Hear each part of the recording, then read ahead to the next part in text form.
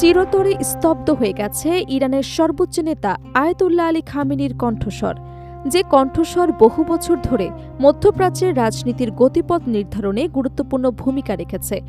আজ সেই কণ্ঠকে ঘিরে নেমে এসেছে গভীর নীরবতা, শোক আর অনিশ্চয়তার ছায়া। কিন্তু এই নীরবতার আড়ালেই জন্ম নিয়েছে অসংখ্য প্রশ্ন। কিভাবে তাসের ঘরের মতো ভেঙে পড়ল বছরের পর বছর গড়ে তোলা দুর্ভেদ্য নিরাপত্তা বলয়? কোথায় ছিল সেই কথিত গোপন ভূগর্ভস্থ আশ্রয়?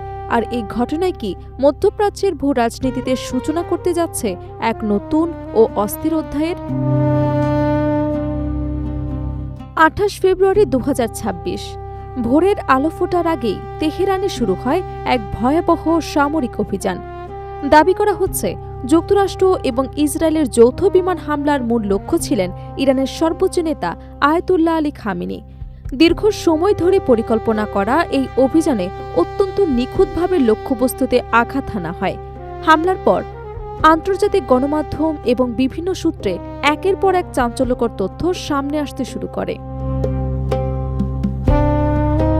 জানা যায়, খামেনির নিরাপত্তা নিশ্চিত করতে বহু বছর আগে রাজধানী তেহরানের একটি ক্রিয়া কমপ্লেক্সের নিচে নির্মাণ করা হয়েছিল অত্যন্ত গোপন একটি ভূগর্ভস্থ কমপ্লেক্স। প্রায় ৩০ থেকে ৩৫ মিটার গভীরে নির্মিত এই স্থাপনাটিতে ছিল ব্লাস্ট প্রুফ কক্ষ, আধুনিক নিরাপত্তা ব্যবস্থা এবং জরুরি পরিস্থিতিতে পালিয়ে যাওয়ার জন্য একাধিক গোপন সুড়ঙ্গ।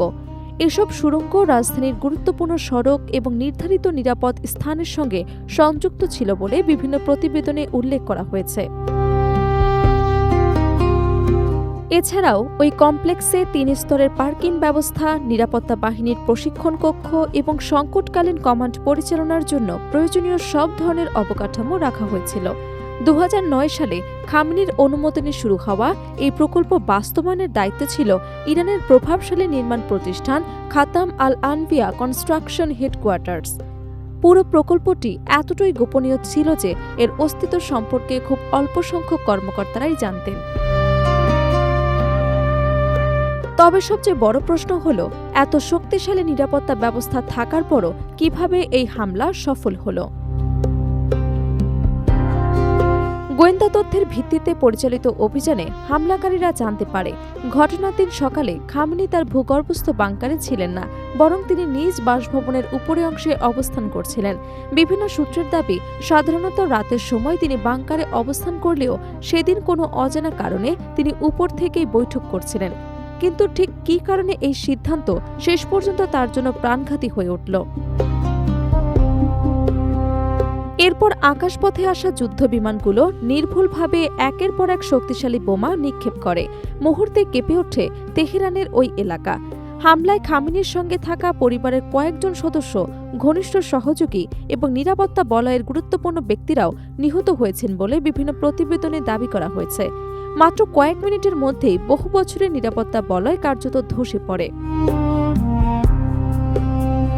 এই ঘটনার পর যুক্তরাষ্ট্রের প্রেসিডেন্ট ডোনাল্ড ট্রাম্প সামাজিক যোগাযোগ মাধ্যমে প্রতিক্রিয়া জানিয়ে বলেন, এটি ইরানের জনগণ সহ বিশ্বের নির্যাতিত মানুষের জন্য ন্যায় বিচারের প্রতীক। একই সঙ্গে তিনি ইরানের অবশিষ্ট নেতৃত্বের উদ্দেশ্যে কঠোর সতর্কবার্তাও দেন। ট্রাম্পের এই বক্তব্যে আন্তর্জাতিক অঙ্গনে নতুন করে বিতর্কের জন্ম দিয়েছে। অন্যদিকে খামেনির মৃত্যুর খবর প্রকাশের পর পুরো ইরানে শোকের আবহ নেমে আসে। রাষ্ট্রীয় টেলিভিশনে শোকবার্তা প্রচার করা হয় এবং দেশজুড়ে নিরাপত্তা ব্যবস্থা জোরদার করা হয়। একই সঙ্গে ইরানের ভবিষ্যৎ নেতৃত্ব নিয়েও শুরু হয় নানা আলোচনা। সম্ভাব্য উত্তরসূরি হিসেবে বিভিন্ন নাম আলোচনায় এলেও এখনও পরিস্থিতি পুরোপুরি স্পষ্ট নয়। এদিকে খামেনির দাফনকে ঘিরেও নেওয়া হয়েছে নজিরবিহীন নিরাপত্তা ব্যবস্থা, কারণ ইরানের শীর্ষ নেতৃত্ব আশঙ্কা করছে শেষকৃত্যের সময়ও নতুন কোনো হামলার চেষ্টা হতে পারে।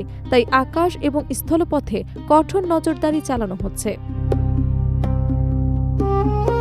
বিশ্লেষকদের মতে এই ঘটনা শুধু একজন নেতার মৃত্যুই নয়, বরং মধ্যপ্রাচ্যের ক্ষমতার ভারসাম্য, আঞ্চলিক রাজনীতি এবং ভবিষ্যৎ নিরাপত্তা পরিস্থিতির ওপর দীর্ঘমেয়াদী প্রভাব ফেলতে পারে। তাই খামেনির মৃত্যু ইতিহাসে শুধু একটি অধ্যায়ের সমাপ্তি নয়, বরং নতুন এক অস্থির ভূরাজনৈতিক বাস্তবতার সূচনা হিসেবে স্মরণীয় হয়ে থাকতে পারে।